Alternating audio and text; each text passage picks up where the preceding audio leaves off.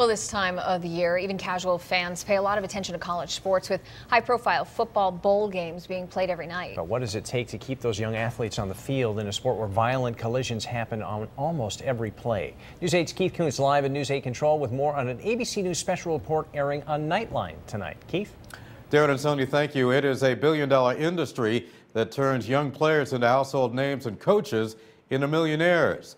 But are some schools going over the line, giving players powerful prescription painkillers to get them back on the field too soon? Earlier today, I spoke to ABC News investigative reporter Brian Ross about his special report on Nightline. In his eye-opening special report, ABC News chief investigative correspondent Brian Ross takes an inside look at what really goes on inside the training rooms of some of college football's biggest programs and a prescription painkiller used to keep star athletes on the field. That painkiller is a generic version of Toradol, designed primarily for use in hospitals to treat post-operative pain. In the piece, Ross talks to former USC football player Armin Armstead, who was given shots of the drug to relieve ankle and shoulder pain. He says he felt superhuman. The pain completely disappeared. He felt he could do anything, had great games, lots of sacks on the field, tackled the quarterback, and all thanks to the drug. Only later did he suffer the consequences. Armstead suffered a heart attack at the age of 20.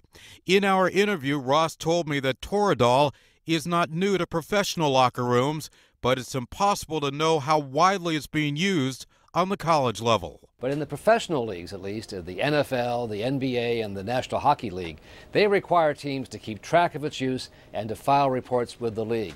The NCAA has no such requirement. They don't track it or regulate it, and they frankly are clueless about how widespread its use is or the possible dangers. Ross said he asked the top 25 football schools about Toradol, and only 3 admitted to using it. He says a majority of the others flat out refused to answer questions about it. But players, according to Ross, are also often willing to do whatever it takes to stay on the field. These are players, young men who want to play. It's not just the team wants them to play. They do want to play. And in many cases, their whole future and their careers depend on them playing. Certainly a lot on the line. That story should really give fans something to think about when they're watching the national championship game next Monday night. Again, you can see Brian Ross's complete report on Nightline tonight, right after News 8 at 11 o'clock. Guys, back to you.